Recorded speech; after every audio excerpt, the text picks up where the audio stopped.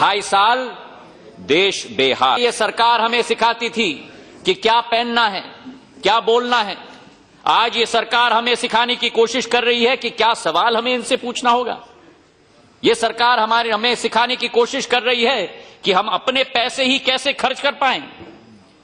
अभिव्यक्ति की स्वतंत्रता को कुचलने की कोशिश की जा रही है और वास्तविकता है कि इनका जो नारा था, सबका साथ और सबका विकास, प्रश्न आज देश की जनता का है कि किसका साथ और कहां है विकास। प्रधानमंत्री 40-50 देशों के विदेशी भ्रमण करके आए हैं।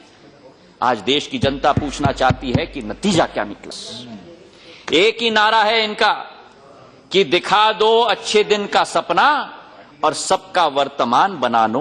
वास्तविकता है कि यह सरकार तो केवल सियासत में लगी है। वास्तविकता है कि वातावरण विश्व में बदल रहा है।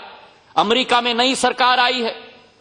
हमारे सूचना प्रौद्योगिकी क्षेत्र के ऊपर क्या प्रभाव पड़ेगा, क्या इसकी नीति आपने बनाई है। आज जो देश हमारे साथ देते थे 70 सालों से, एक तरफ रूस, दूसरी तरफ नेपाल, उनके रिश्ते सुदृढ़ नहीं बने। आपने पूरी तरह से कचरे के डब्बे में। हमारे समक्ष एक ही मूल प्रश्न है कि जो सरकार हो उसका धर्म क्या होना चाहिए, उसका कर्तव्य क्या होना चाहिए। और अगर धर्म और कर्तव्य का उत्तर हम पाना चाहते हैं तो वो मंत्री पद की शपथ में वो उत्तर झलकता है। और मैं कोट करना चाहता हूं, मैं भारत के संविधान के प्रति सच्ची श्रद्धा और निष्ठा रखूंगा। मैं भय या पक्षपात, अनुराग या द्वेष के बिना सभी प्रकार के लोगों के प्रति संविधान और विधि के अनुसार न्याय करूंगा। अनकोट। अध्यक्षा महोदय, एनडीए सरकार की 2.5 साल की कार्यकाल हो चुकी है, लेकिन मुझे लगता है कि देश की जनता और इस सदन में उनको इस शपथ के बारे में हमें दोबारा याद दिलाना होगा। जब भय और जिद की सरकार का मूल मंत्र हो, तब कैसे चले लोकतंत्र। पहले यह सरकार हमें सिखाती थी कि क्या पहनना है, क्या बोलना है। आज ये सरकार हमें सिखाने की कोशिश कर रही है कि क्या सवाल हमें इनसे पूछना होगा। यह सरकार हमें सिखाने की कोशिश कर रही है कि हम अपने पैसे ही कैसे खर्च कर पाएं। अभिव्यक्ति की स्वतंत्रता को कुचलने की कोशिश की जा रही है और वास्तविकता है कि इनका जो नारा था, सबका साथ और सबका विकास, प्रश्न आज देश की जनता का है कि किसका साथ और कहां है विकास। एक ही नारा है इनका कि दिखा दो अच्छे दिन का सपना और सबका वर्तमान बना लो अपना। अगर समीक्षा हम करें अध्यक्षा महोदय, अगर विदेश नीति से हम शुरुआत करें, आज अगर विदेश नीति के बारे में हम चर्चा करें तो अभिभाषण में लिखा गया था कि सक्रिय डिप्लोमेसी और अंतर्राष्ट्रीय संपर्कों में लगातार वृद्धि हो रही है। लेकिन वास्तविकता है कि पिछले 2.5 वर्षों से केवल राजनीतिक रोटियां सीखी जा रही हैं। कूटनीति बुनियादी उद्देश्य और बौद्धिक क्षमता के आधार पर विशेष विदेश नीति बनती है, फोटो ऑप और बयानबाजी के आधार पर नहीं। मौसम की तरह हमारी विदेश नीति जल्दी बदल रही है। पुरानी कहावत है, प्रधानमंत्री 40-50 देशों के विदेशी भ्रमण करके आए हैं। आज देश की जनता पूछना चाहती है कि नतीजा क्या निकला। Around the world in 2.5 years, but what is the result for the people of India? What is the result for the soil of India? पुरानी हिंदी की कहावत है कि हाथ कंगन को आरसी क्या और पढ़े लिखे को फारसी क्या। वास्तविकता है अध्यक्षा महोदय कि विदेश जाकर हीरो बन जाते हैं और वास्तविकता है कि देश के अंदर जीरो बन जाते हैं। एनएसजी की सदस्यता के बारे में बहुत ढंढोरा पीटा था पूरे विश्व में और अंत में नतीजा क्या मिला। न्यूक्लियर सप्लाईज ग्रुप की सदस्यता के बारे में खोदा पहाड़ निकला चूहा। गोवा में बड़ी ब्रिक्स की सम्मेलन करी थी। देश विदेश के नेताओं को, प्रधानमंत्री को वहां बुलाया था। बहुत मेहमान नवाजी हुई, मेजबानी हुई, लेकिन अंत में जब प्रस्ताव निकला तो उस प्रस्ताव में रूस और चीन का ध्यान रखा गया। आतंकी संगठन आईएसआई, अल-कायदा और जुबतुल नुसरा का नाम उल्लेखित किया गया, लेकिन पाकिस्तान में आधारित लश्कर-ए-तौयबा और जैश-ए-मोहम्मद का एक जिक्र भी नहीं किया गया, जो इस देश को टुकड़े करने के लिए तैयार होते हैं। मैं पूछना चाहता हूं कि प्रधानमंत्री ने उस समय देश की रक्षा क्यों नहीं की। उस प्रस्ताव में उन पाकिस्तान के आधारित संगठनों का नाम क्यों नहीं रखा गया। मैं पूछना चाहता हूं कि कहां गई वो सोच कि चीन को हम लाल आंख दिखाएंगे। मसूद अजहर का नाम संयुक्त राष्ट्र में हम ले जाते हैं कि बैन लगना चाहिए और चीन उसका 3 फाड़ कर देता है। एनएसजी की बात की जाती है सदस्यता के बारे में तो चीन हमारा वहां विरोध करता है। वास्तविकता है कि यह सरकार तो केवल सियासत में लगी है। वास्तविकता है कि वातावरण विश्व में बदल रहा है। अमेरिका में नई सरकार आई है। हमारे सूचना प्रौद्योगिकी क्षेत्र के ऊपर क्या प्रभाव पड़ेगा, क्या इसकी नीति आपने बनाई है? आज जो देश हमारे साथ देते थे 70 सालों से, एक तरफ रूस दूसरे तरफ नेपाल, उनके रिश्ते सुदृढ़ नहीं बने, आपने पूरी तरह से कचरे के डब्बे में फाड़ के फेंक दिया है। आज ये विषय उठता है अध्यक्षा महोदय कि अगर आज हम देखें तो विदेश नीति के बारे में सीखना है तो यूपीए सरकार से सीखिए, जहां सत्ता की लालसा को छोड़े बिना सिविल न्यूक्लियर डील के लिए हमने आग में अपने आप को सींचा और जैसा लोहा तपता है तपते हुए लोहे की तरह हम लोग शिखर तक पहुंचे और देश के हित में हमने काम किया। आंतरिक सुरक्षा का मामला बनता है अध्यक्षा महोदय, जहां का ना कोई नीति और ना कोई नियत। सुनने की क्षमता रखिए। उरी के मुठभेड़ में 19 हमारे सैनिकों ने अपनी जान दी। पिछले साल पठानकोट की बात हमने सदन में की, आज सदन में उड़ी, नगरोटा, पंपोर की बात हम कर रहे हैं। अगर 1 साल पहले आपने नसीहत ली होती, अगर फायर रिटार्डेंट टेंट्स बनाते होते, नाइट विजन इक्विपमेंट देते, मल्टी टियर फेंसिंग करते, तो वो हमारे सैनिकों की जान नहीं जाती जो आज उन्होंने जीवन की आहुति इस देश की एकता और अखंडता के लिए दी है। नियंत्रण रेखा की सीमा में बार बार वार होता है पाकिस्तान के द्वारा। प्रॉक्सी वॉर पाकिस्तान करा रहा है, चाहे पूंछ हो, बारामुल्ला हो, अखनूर हो। और आज जो वास्तविकता है, जो सर्जिकल स्ट्राइक की आप बात करते हैं, सबसे ज्यादा सीज फायर वायलेशंस 2015 से 47% ज्यादा 2016 के वर्ष में हुआ है, 29 सितंबर के बाद, जब आप वो सर्जिकल स्ट्राइक की बात करते थे। विषय है कि 2015 में 29 हमारे जवानों ने जीवन की आहुति दी और 2016 में 71 जवानों ने नवंबर तक अपनी जीवन की आहुति दी। सर्जिकल स्ट्राइक की आप बात करते हैं, जिसका कांग्रेस ने समर्थन भी किया था, लेकिन वो स्ट्राइक्स के बाद आपकी सियासत क्या हुई, पाकिस्तान के विरुद्ध आपकी नीति क्या हुई? अरे पाकिस्तान के विरुद्ध तो वो नीति होनी चाहिए अध्यक्षा महोदय जो इंदिरा गांधी ने पाकिस्तान को अपनी नानी याद दिला दी थी। रक्षा मंत्री इस देश के कहते हैं, एंड आई कोट, कि Indian troops were like Hanuman who did not quite know their prowess before this surgical strike, unquote. अध्यक्षा महोदय, देश की सेना बलिदान दे और मर्यादा पुरुषोत्तम भगवान राम का अवतार प्रधानमंत्री को बनाया जाए। यह प्रश्न का आज उत्तर हमें देना होगा। विषय है कि मीरठ में परसों प्रधानमंत्री जी ने अपने उद्बोधन में कहा कि वो सर्जिकल स्ट्राइक पाकिस्तान की धरती पे की गई। मैं आपसे पूछना चाहता हूं, आज देश की जनता ये जवाब देनी चाहती है आपसे, क्या वो पाकिस्तान ऑक्यूपाइड कश्मीर को आप मान्यता देते हैं कि वो पाकिस्तान की धरती है और भारत की धरती नहीं रही? इसका जवाब आज देश की जनता चाहती है। देश की जनता आज ये जवाब चाहती है कि भारत का अधिकार उस पीओके पर आपने पूरी तरह से त्याग कर दिया। इसका जवाब हम चाहते हैं इस सदन में प्रधानमंत्री के द्वारा। आर्मी की आप बात करते हैं, अपने फायदे के लिए आर्मी की आप बात करते हैं। 1 रैंक 1 पेंशन जो हमने मंजूर करवाया, आज तक आपने मंजूर नहीं करवाया पूरी तरह से जवानों के लिए। और रामकिशन जी जिन्होंने अपना जीवन लिया उस 1 रैंक 1 पेंशन के लिए, उनके परिवारजनों के साथ क्या बदसलूकी आपने की। और जब कांग्रेस पार्टी के सदस्य उस पर प्रश्न उठाते हैं तो आपने उठाकर हमको जेल में डाला।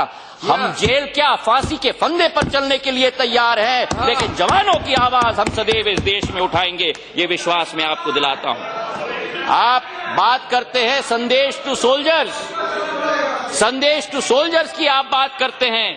वास्तविकता है अध्यक्षा महोदय, मन की बात में अगर उस जवान की बात, बीएसएफ की जवान की बात सुने जहां पर्याप्त राशन नहीं मिलता, पर्याप्त खाना नहीं मिलता, उसकी तहकीकात करने के बजाय उसको आपने जेल के सलाखों के पीछे डाल दिया। वास्तविकता है कि सेना है भारत की महान, पर इस सरकार ने केवल किया उस वीर सेना का अपमान। जहां एक तरफ सर्जिकल स्ट्राइक की आप बात करते हो, दूसरी तरफ पूरे देश के गरीबों के ऊपर आपने सर्जिकल स्ट्राइक कर दिया। अभिभाषण में केंद्र बिंदु आपने बनाया है गरीब, दलित, पीड़ित, शोषित, वंचित, किसान, श्रमिक, युवाओं का कल्याण, लेकिन एक ही लकीर के साथ आपने इन सभी वर्गों को ढकेल कर अंधेरे के रास्ते पे छोड़ दिया। एक मिनट भी इस सदन में संवेदनशीलता व्यक्त नहीं की। महायज्ञ की बात आप करते हैं। आपके एक मंत्री ने कहा महायज्ञ, कैसा महायज्ञ जहां 125 मासूम जनों को अपनी जीवन की आहुति देना पड़ी। मैं पूछना चाहता हूं आपसे, देश की जनता की तरफ से, मुझे बता दो विश्व में किसी सरकार ने कैसी योजना बनाई हो जिसके आधार पर देश की मासूम जनता की जान तबाह हो पाए, उसका उदाहरण आप इस सदन के अंदर दो। क्या कहोगे आप उस महिला को जो अपने नवजात बच्चे को लेके गई थी अस्पताल में भर्ती करने के लिए? आप महिला है अध्यक्षा महोदय, पुराने नोटों के साथ उस अस्पताल ने कहा कि हम प्रवेश नहीं देंगे। 2 घंटे के अंदर वो बच्चा दम तोड़ के मर गया। क्या जवाब दोगे आप उस महिला को? क्या जवाब दोगे उस महिला को जिसका बच्चा कैंसर से पीड़ित था? वो बैंक में गई, जैसे अभी कल्याणदा ने कहा, पैसा निकालने के लिए। बैंक मैनेजर ने 1 रुपये के 17 किलो के सिक्के उसको दिए। वो 65 वर्ष की महिला कहती थी मैं कैसे उठाऊं इसको? बैंक का मैनेजर कहता है मेरे पास यही है, या तो ये लो और या तो भाड़ में जाओ। क्या जवाब दोगे आप उस महिला को? हम प्रश्न पूछना चाहते हैं। वास्तविकता है अध्यक्षा महोदय कि नारी शक्ति और सुकन्या समृद्धि की बात ये करते हैं।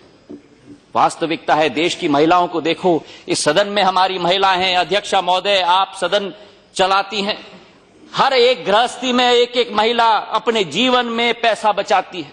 जो पति से पैसा मिलता है, अपने कमाई का पैसा मिलता है, कोई कंबल के नीचे रखती है, कोई कबड़ के अंदर रखती है कि भगवान न जाने अगर बुरे दिन आए, अच्छे दिन की बात भूल जाओ, तो इस पैसे का इस्तेमाल हो पाए।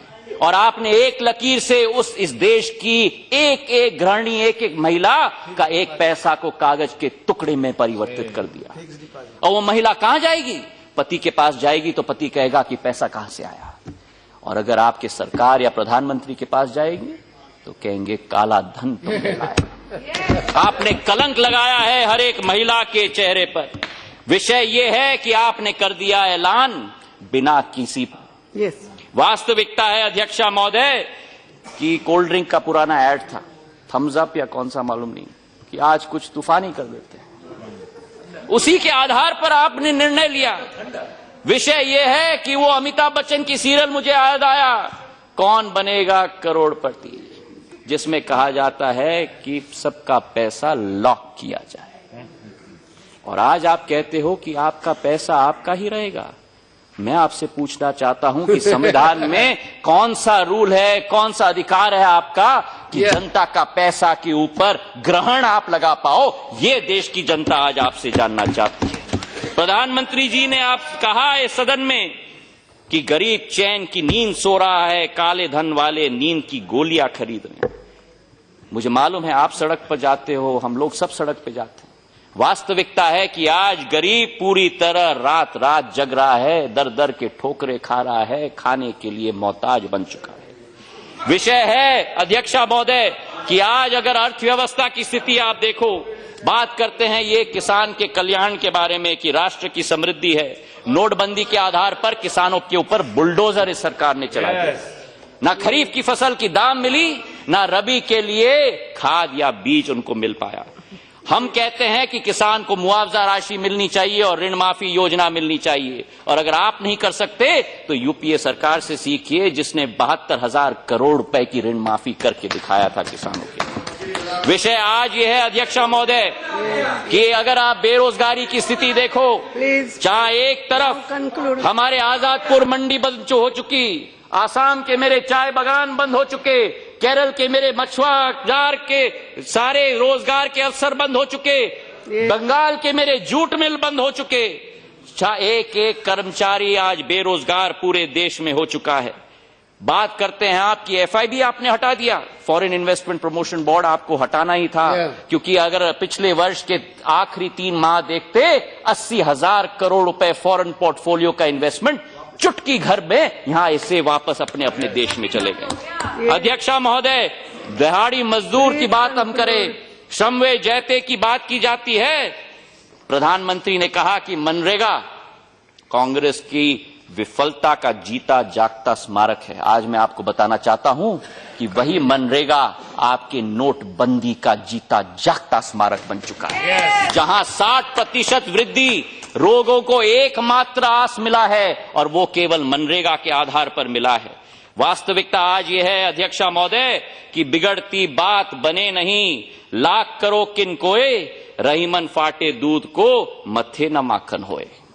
जितना भी आप कोशिश करो, कैशलेस की आप बात करते हो, एटीएम मशीन आप बात करते हो, 2 लाख एटीएम मशीन इस देश में नहीं जहां 40% भी नहीं चलते, 74% इंटरनेट इस देश में नहीं, और एटीएम की बात करते हो आप, any time money, any time money नहीं है, एटीएम का है, आएगा तभी मिलेगा। आज ये वास्तविकता अध्यक्षा महोदय हो गया है। अभिभाषण में कहा गया कि सहाना भवतु सहाना भुनक्तु, सर्व रक्षा सर्व पोषण। वास्तविकता है कि केवल यहां सरकार का आत्मरक्षा और आत्मपोषण। गांधी जी और बाबा साहब अंबेडकर की नाम लिया जाता है, वास्तविकता में सांप्रदायिकता और दूसरी तरफ सूट बूट की सरकार हमको दिखती है। आज हमें याद आते हैं लाल बहादुर शास्त्री, जिन्होंने कहा था जय जवान और जय किसान। कांग्रेस कहती है कि जवान का जय हो, किसान का जय हो, और ये सरकार कहती है देश में भय हो। ये अंतर है अध्यक्षा महोदय। गांधी जी को आपने डायरी से हटा दिया, कैलेंडर से हटा दिया, लेकिन 125 करोड़ जनता के दिल से आप कभी गांधी जी को नहीं हटा पाओगे। सांप्रदायिकता माहौल देश में आपने तय कर दिया। सांप्रदायिकता करके, आई एम कंक्लूडिंग मैडम, धार्मिक ध्रुवीकरण का माहौल आप यहां तय कर रहे हो। यूपी का चुनाव आता है तो देश आगे बढ़ रही है, आप भूल जाते हो, और राम मंदिर और ट्रिपल तलाक का मामला निकलता है। वास्तविकता है अध्यक्षा महोदय कि चुनाव का समय आता है तो भाजपा कहती है टेबल को थपथपाते हुए कि कसम गीता की हम मंदिर वही बनाएंगे लेकिन तारीख नहीं बताएंगे। अध्यक्षा महोदय, दलितों की बात की जाती है, 125वीं वर्ष का स्पेशल सेशन रखा गया, लेकिन इनके आरएसएस के लोग, चाहे वो मनमोहन वैद्य हो, कहते हैं आरक्षण समाप्त होना चाहिए। ये स्टैंड अप इंडिया की बात करते हैं, ये दलित मुक्त भारत चाहते हैं, किसान मुक्त भारत चाहते हैं, नौजवान मुक्त भारत चाहते हैं, और ये हम नहीं होने देंगे। अंत में अध्यक्षा महोदय मैं कहना चाहता हूं कि इनको मैं कहना चाहता हूं कि क्या विरासत अगर आप छोड़ना चाहते हो, असहिष्णुता का विरासत छोड़ना चाहते हो, सांप्रदायिकता का विरासत छोड़ना चाहते हो, अर्थव्यवस्था की बर्बादी का, ये हम नहीं होने देंगे। और 11 मार्च को दूध का दूध और पानी का पानी होगा, और जनता इस 5 राज्यों की आपको ठोस जवाब देगी। याद रखना, जनता माफ नहीं करेगी। देश में स्वतंत्रता का शाम नहीं होने देंगे, देश में स्वतंत्रता का शाम नहीं होने देंगे, जवानों की कुर्बानी बदनाम नहीं होने देंगे। बची हो जो एक बूंद भी लहू की, तब तक लोकतंत्र का आंचल नीलाम नहीं होने देंगे। धन्यवाद।